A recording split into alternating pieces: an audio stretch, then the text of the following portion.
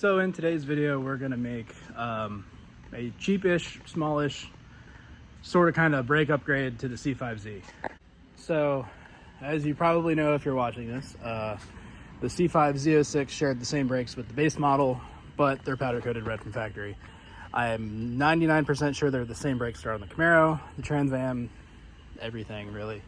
And they're the same as base model C6 brakes, unless you get a Z51. So a super common upgrade that people do is C6, Z06 brakes on their C5. The problem with that sometimes is you have to run 418s or bigger. And you can't have a ton of dish. So like my other wheels, my CCWs, the face is recessed into the barrel more, like the offset's lower. Then the caliper hits the wheel doesn't turn, you have a bad time, and you have to space it out, and then it doesn't fit. So I could fit rear because of the wheel spacer we installed in the last video we did for this car. We could fit 2 calipers stacked on top of each other and 2 rotors if you really wanted to. Not that that would be a thing, but in the front, it would be a problem. So the front, we can clear this caliper, and they would clear with this wheel too, but if the offset was any lower, like the face is moved inward more, the dish is moved outward more, this gap gets smaller. With my CCWs, this gap is like a Con Air. Just enough that it's not a problem, but it's definitely not ideal if you're trying to upgrade. I started making this video before.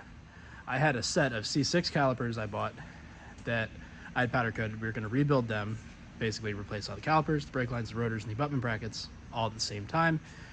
We're not going to do that now. This is what we're going to do instead, because I bought the Willwoods that you also saw in the last video. I already bought all this stuff. That's the only reason it's going on, and it's too late for me to return it. Otherwise, I would just finish up the Willwood kit. But we have it. It's paid for. Might as well use it, right? I figured worst case, it can go on my 3rd gen at some point, or I can put the Willwood kit on the 3rd gen if I sell this car. That's kind of the cool thing about having 3 cars that use all the same components is, well, my 3rd gens have 4th gen brakes, but nonetheless, I can interchange that kind of stuff. I can interchange all my wheels. It's very nice. But this is what we have for today. We have centric Z51 rotors, front and rear. We put the brake hoses on already in the video I started making previously, but I deleted all that. So we'll put the front brake hoses on for this video. We got some Motul brake fluid. I figured the original plan was to change all 4, and if we were gonna do all 4, I was gonna flush it and put high temp brake fluid in. Since we're not doing that, I'm still probably going to flush it and use that, and I'll probably drain the clutch reservoir as well and fill it with that if we have enough left over. And we got some hawk pads front and rear. So this is all C6 Z51, and like I was saying, this is a upgrade-ish. It's not a big upgrade. The caliper is the same, so you're not getting more pistons, you're not getting a whole lot more stopping power, but you're getting a bigger rotor and a bigger pad by changing the abutment bracket. So when I bring the abutment brackets to the shop tomorrow, we'll compare and you'll see like, okay, well, we can fit a bigger rotor now because the bracket is taller. The caliper still bolts on the same way, and then the pad is made taller, like this way, to like absorb the difference. The clamping force is still there, so you get a little more stopping power by increasing the brake. But I'm pretty sure only the rears are actually bigger. So the one that gets less brake bias by default is the bigger brake.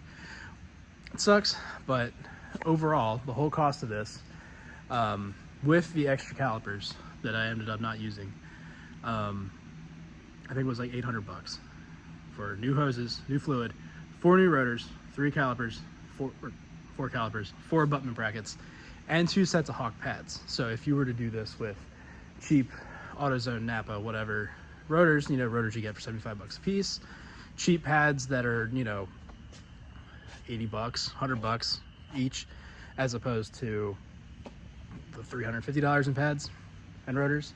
I think pads and rotors were 700 combined, I think. I don't remember. Either way, you could do it cheaper. You could skip the hoses. You don't have to buy $50 in brake fluid, all that kind of stuff. You could do this cheaper. And my original plan was to powder coat my calipers while they were off, which I did. You could do the same thing, like as opposed to putting your car down to do the upgrade. You could get your set ready, like your new set, powder coat it the way you want, put it all on at once, skip the downtime of not having brakes on your car, and be done. And overall, just be happier. That was the plan. And then I got a sweet deal on a set of Willwoods. So, is what it is, but that's enough talking. We'll get into the actual work now. So we got the wheel off, obviously. Let's pop these calipers off. I got the wrong size. So we got the caliper off, got the bracket out, the bolts come in from the back side of the spindle. So yeah, the pads fell out, not surprised. I gotta move the sliders and stuff over to the new brackets, but we can compare now so that you can see the difference in size. You gain about that much. In a lot of places, I'd be happy with those kind of gains. Brakes are one of those places for how cheap this is. So I'm gonna move the sliders over and the dust boots and stuff, lubricate all that. I might have new ones, but I gotta check what the brake kit came with. Same thing with these, the little slider liner things.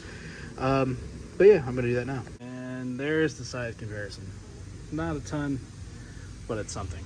Gears are done. Looks better just with that black bracket. And you know, having a clean center section. But time to do the fronts. I don't think the fronts are any different. Fronts are on too. Much better looking. I need to clean them up, but much better. And yeah, I'm pretty happy with that. These are also like half an inch bigger, but put the wheels on, go bed these pads in, see how it goes. So it's the next day, drove the car around. I think it feels a lot better, but part of that is probably just having really good pads and all new brake hoses and rebleeding everything. Gave it better pedal feel. I don't think this is really an upgrade, and I think I said that in the beginning of the video. I would call this an upgrade-ish. It's not like a full-blown upgrade. It's not like an aftermarket brake kit or going to C6Z brakes. It is like, at best, a minor upgrade. It probably is even less of an upgrade than just putting really good pads in the stock brakes. But the way I look at it is, if you were going to do pads and rotors and you had an extra like $200 or $300 or whatever you can get a set of C6 Z51 abutment brackets for, why not do them at the same time and gain a little extra rotor and a little extra pad? They look bigger. They look significantly bigger, even though it's maybe half an inch at most. And same thing in the rear. Like, overall, they're maybe half an inch bigger. And I think my other rotors that were from brakeperformance.com, this like machined area, I think went up higher, which made them look even smaller. Because obviously this isn't riding on the 100% of the rotor surface. But yeah, that's that. I do it again? Probably. Would I go out of my way to do it? Probably not. Something I would do as I'm doing a brake job. Definitely would not go looking for these otherwise. But hey, you live and learn. It's not the worst $300 I've spent on brakes. But thanks for watching. I will see you guys next time.